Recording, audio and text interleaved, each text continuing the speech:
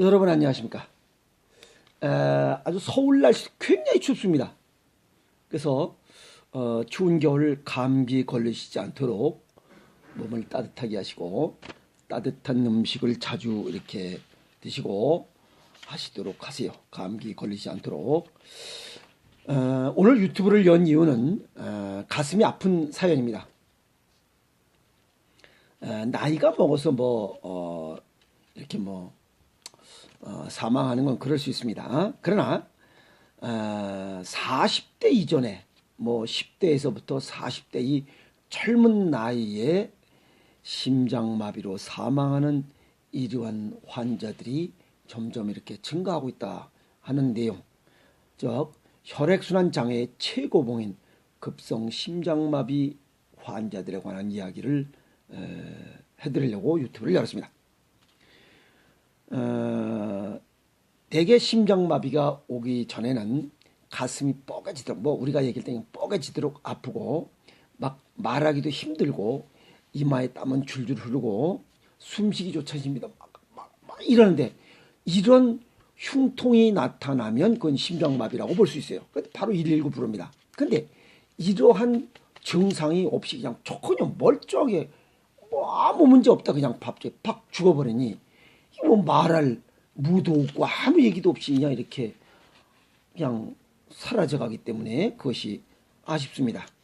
2016년도 질병관리본부에서 발표한 내용을 보면 한 해 약 3만 명이 흉통이 발생이 없이 이렇게 심장마비 증상이 나타나더라 하는 겁니다.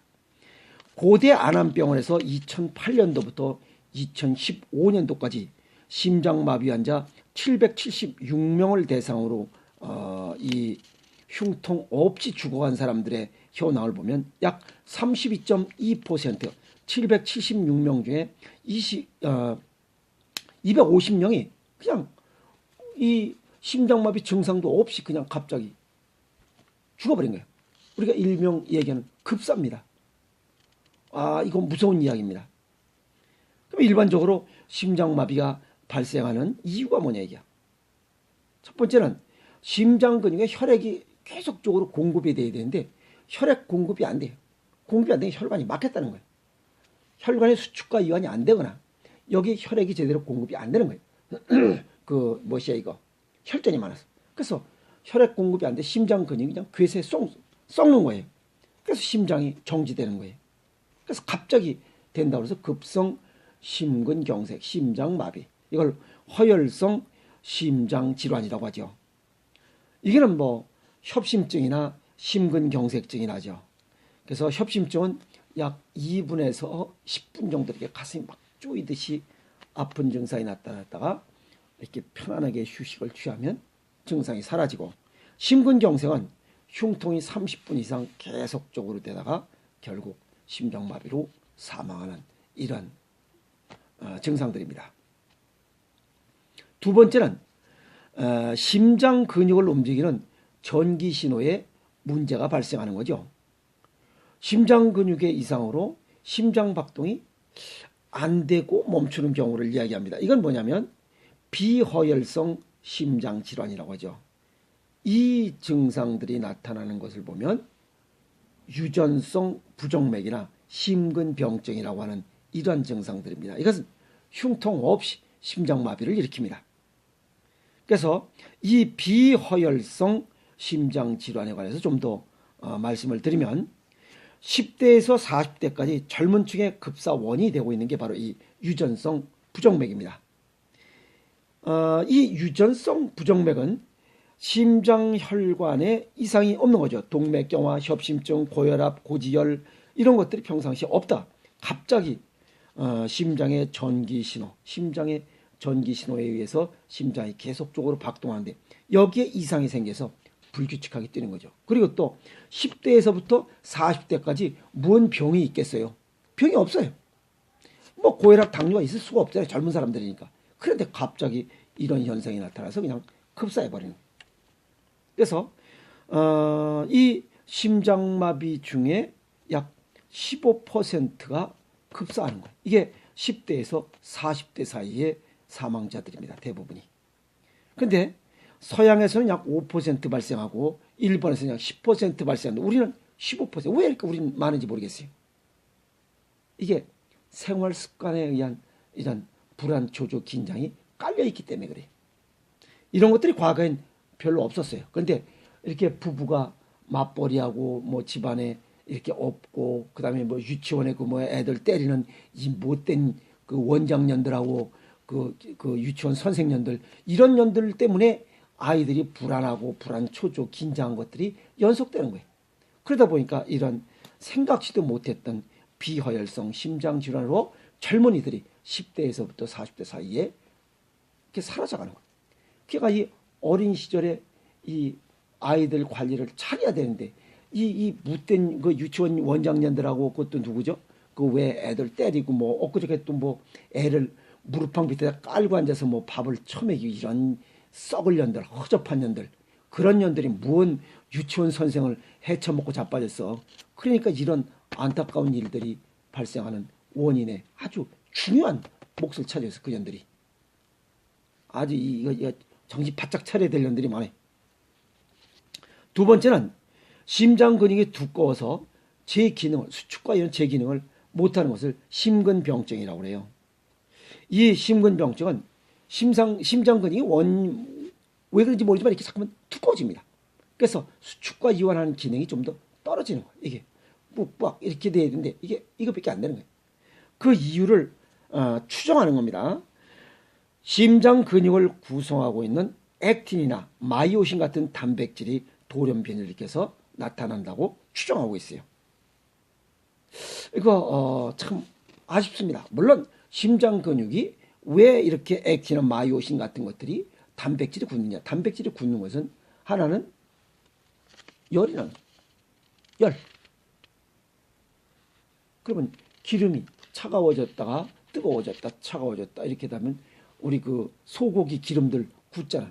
굽고 나면 짜글짜글하다가 차가워지면 기름이 앵겨 붙잖아요. 이렇게 몸이 차가워지면 이런 현상이 나타나요.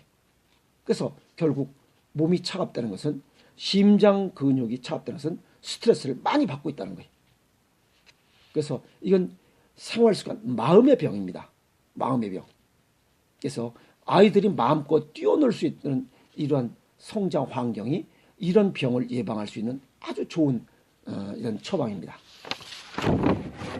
그래서 이런 심장이 이렇게 심근병증이나 또 이 유전성 부정맥 이런 병들은 젊은이들이 아주 가슴을 아프게 하는 그런 급사의 원인이 되기 때문에 이런 것들을 평상시에 혈관 검사나 혈액 검사나 건강 검진할 때 유심히 이렇게 확인하고 체크하시기 바랍니다. 그리고 이 심근병증이나 해서 단백질이 굳어가는 이런 병들이 생기면 심장에 전기 신호에 이상이 생겨서 박동이 제대로 이루어지지 않아서 결국은 사망에 이르는 심장이 마비되는 이러한 현상이 발생하기 때문에 굉장히 주의를 해야 된다. 그 다음에 세 번째는 가족력도 유심히 관찰해야 되겠다. 유전성 부정맥과 심근병증은 젊은 나이에 발생하는 것이 특징입니다.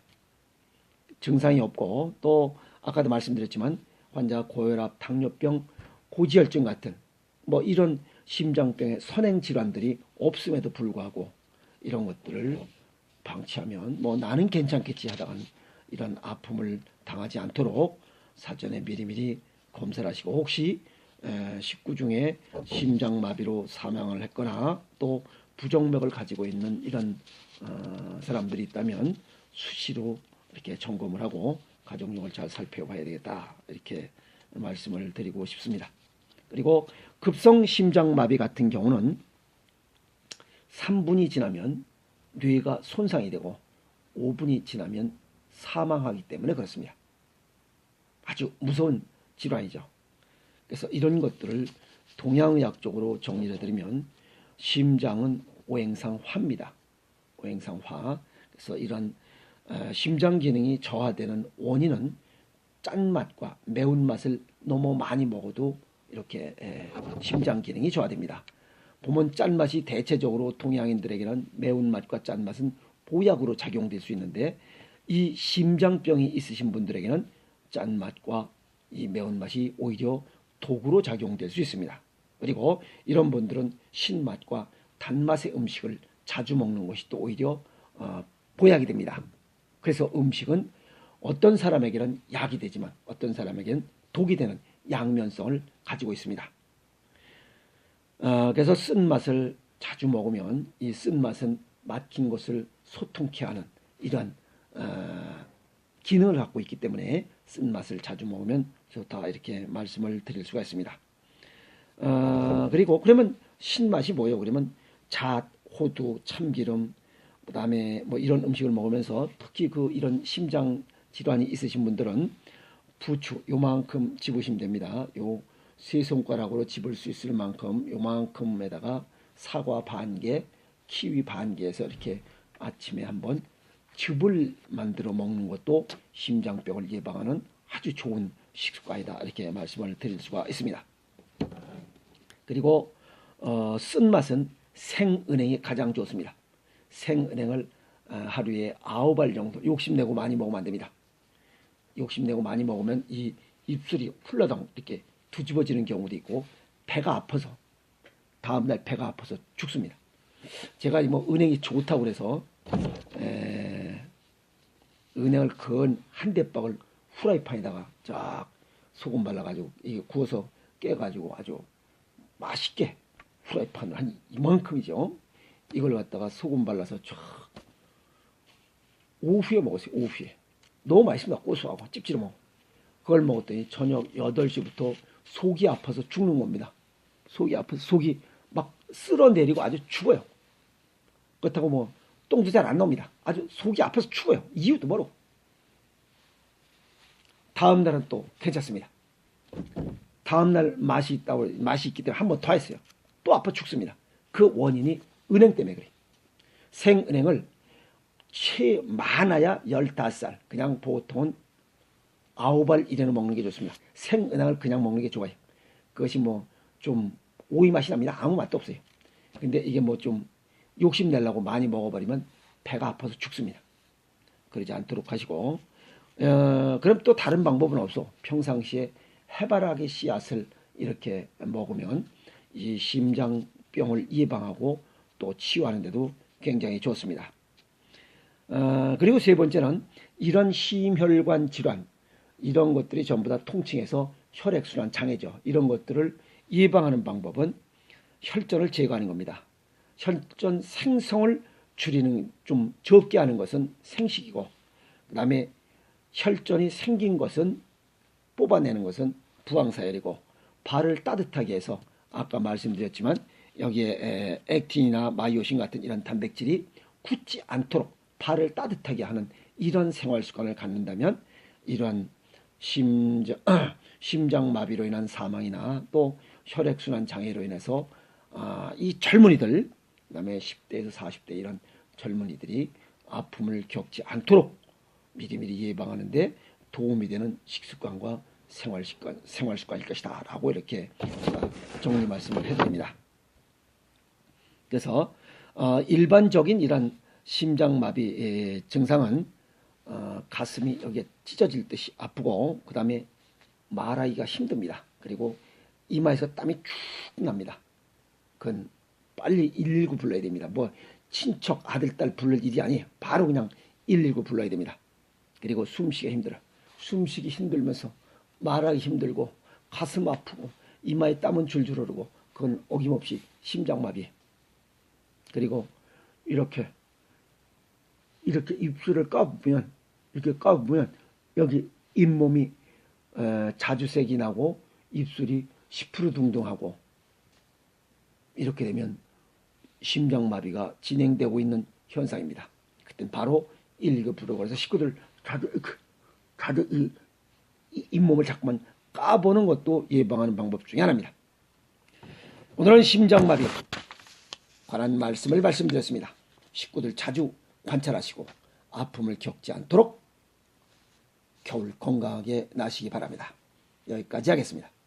감사합니다.